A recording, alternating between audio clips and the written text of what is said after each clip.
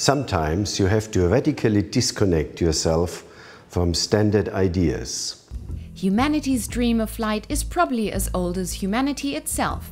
Until about 1890, all attempts at flying were based on observing a bird's flight and inferring structures that imitated it, i.e. moving wings.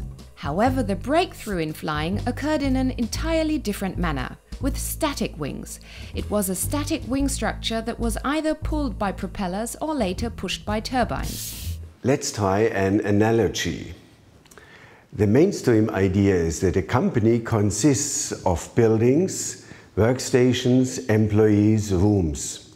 This requires organization and management. Let's take away this concept of company from our minds for a moment. We can approach the subject of founding a company in a very different manner. The question we must ask ourselves is, what kind of new combination can I create using the abundance of components that already exist today? The decisive work takes place in our mind. The task is to find new combinations or more efficient procedures using the building blocks that are at our disposal. You have a large number of puzzle pieces and the chance to use them to design a new puzzle, a puzzle that unlocks economic perspectives for you. The company we are talking about here consists of the intellectual skill of tailoring external components to match one concept. What remains after that is the managerial task of coordinating those components. Under the technological and organizational circumstances that already exist today, it has been possible to conceive a company virtually for a long time. This will clearly continue to be the case in the future. The age-old question is, what do I need to start a company and organize it? The new question is, what type of new combinations can I put together using existing components?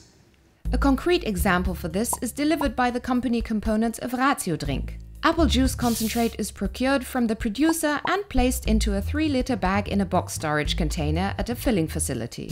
A call center takes orders. All accounting is handled by Projektwerkstatt. Even shipping is outsourced. The components named here are performed by professional companies and service providers.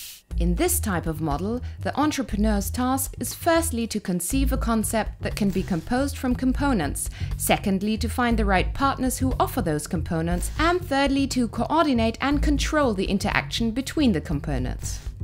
There are obvious advantages by starting a business using components. This requires almost no personal investment, nearly no fixed costs. Variable costs are only incurred for turnover that is actually realized. High cost savings compared to established competitors. Professional, highly efficient, virtual and global right from the start. The enormous advantages to the component model can be recognized immediately. It turns you from an overworked self-employed to a powerful entrepreneur.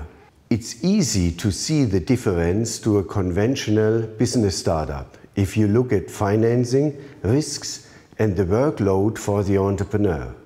Professional support is an absolute necessity for an entrepreneur. Studies on successful startups increasingly show a role delegation of lead entrepreneur and professional management team. The lead entrepreneur must be able to focus his or her full concentration on the entrepreneurial design and its continued development.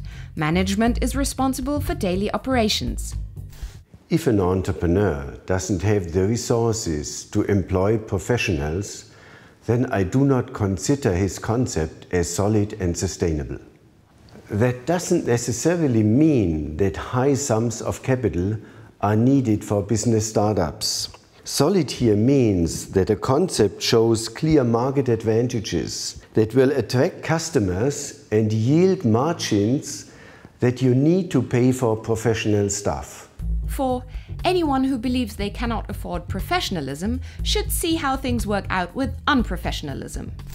If you now have the motivation to jump up and get started, do it. This is not an economic fiction series. We are right in the middle of reality, with both feet on the ground.